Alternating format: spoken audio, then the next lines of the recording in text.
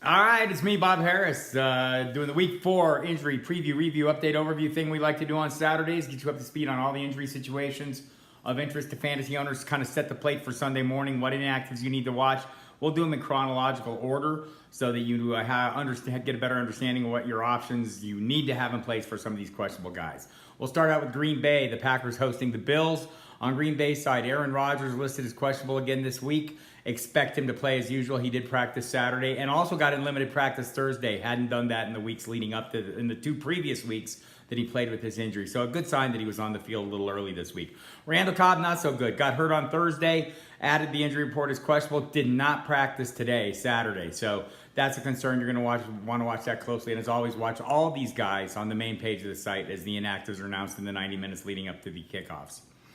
For Buffalo, LeSean McCoy listed as questionable, worked on a limited basis this week. Said he will play. Sounds like still maybe a game time decision, but leaning towards playing. Chris Ivory standing by if not. Also in that game, Marcus Murphy, Charles Clay, both listed as questionable as well. Also game time decisions you'll want to watch. For the Jacksonville Jaguars hosting the New York Jets, Leonard Fournette's in the same boat he's been in the last 2 weeks. He worked on a limited basis. He put out a tweet late Friday night saying he was going to play, then he deleted it. So maybe got in touch with the team.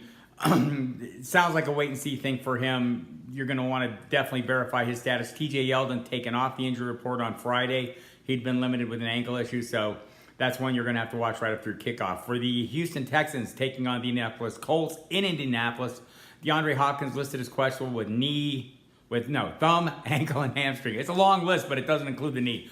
And he's expected to play. He usually does. Been playing through this all along. The good news there is the rest of these guys, Will Fuller, Kiki QT, Sammy Coates, all off the injury report, had hamstring issues. Sounds like Kiki QT will make his debut. They put Bruce Ellington on injured reserve earlier this week with an injury, so they have a need for a number 3 man, and maybe QT will be it. Other side of the ball, Marlon Mack listed as questionable with a hamstring issue. They elevated Jeremy McNichols from the practice squad, and some believe that's a sign that Mack won't play again this week, so going to have to watch that one closely. Jack Doyle already ruled out of that game. Eric Ebron, the tight end of choice again this week. For the New England Patriots taking on the Miami Dolphins at home. Josh Gordon listed as questionable. Rob Gronkowski questionable. Gronk seems likely to play. Played through the same issue last week. I would expect him to again. We'll see about Gordon. He's going to be a game time decision. Worked on a limited basis this week. With the hamstring, they're trying to get him up to speed. They'd love to have an explosive component to that downfield passing attack. Also remember Rex Burkhead placed on IR earlier this week, so freer path to workload for Sony Michel and James White, the two primary backs there. For the Miami Dolphins, Devontae Parker was placed on the injury report late in the week on Friday with a quad issue, so definitely very questionable to me when someone shows up on Friday. AJ Derby ruled out already with a foot injury, so Mike Gesicki gets a greater role going forward. As long as there is no Derby, more Gesicki on the field.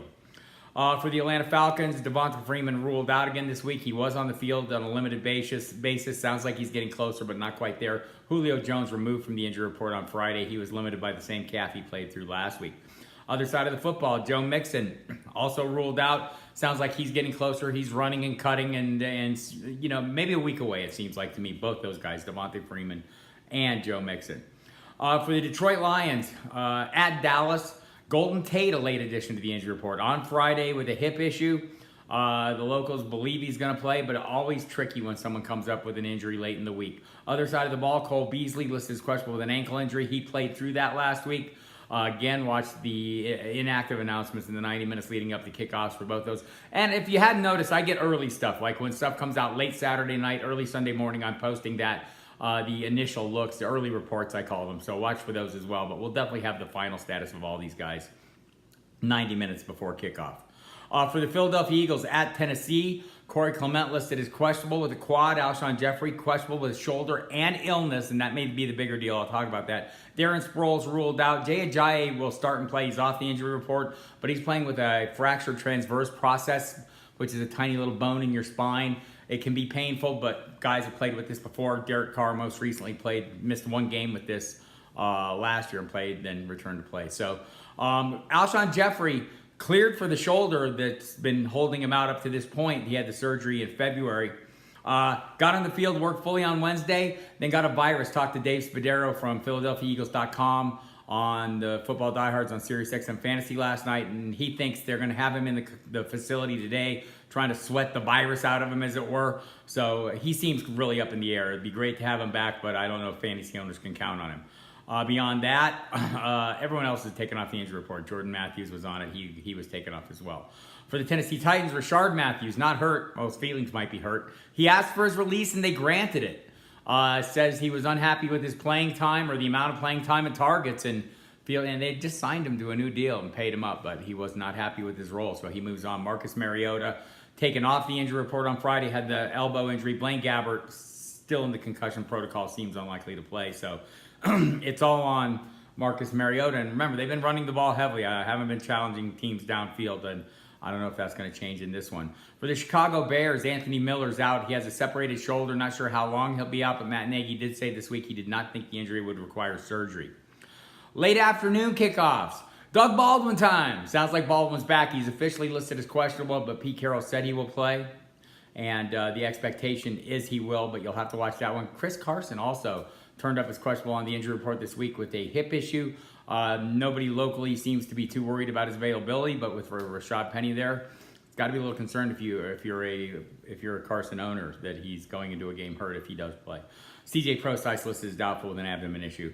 One less mouth to feed in that offense. Larry Fitzgerald on the other side of the ball, listed as questionable with a hamstring, expected to play. Josh Rosen making his first NFL start. We'll see if that can turn things around. David Johnson maybe in a good position going up against the Seattle defense has been pretty generous to running backs. Hopefully he can get on track, and we'll see what Josh Rosen can become over time.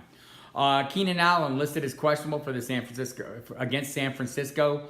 The Chargers think he'll play. He had a knee issue and a tooth issue, and it sounded like maybe the tooth issue limited him more later in the week. So we're hoping he plays. Travis Benjamin also listed as questionable for this one.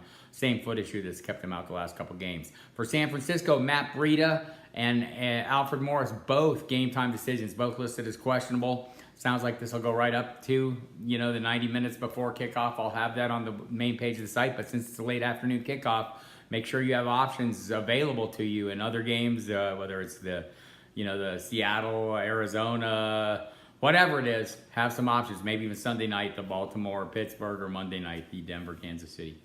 For the New York Giants taking on the New Orleans Saints, got Evan Engram ruled out. He'll miss 2 to 4 weeks with a knee injury. We've got Jonathan Stewart placed on IR. His season is over.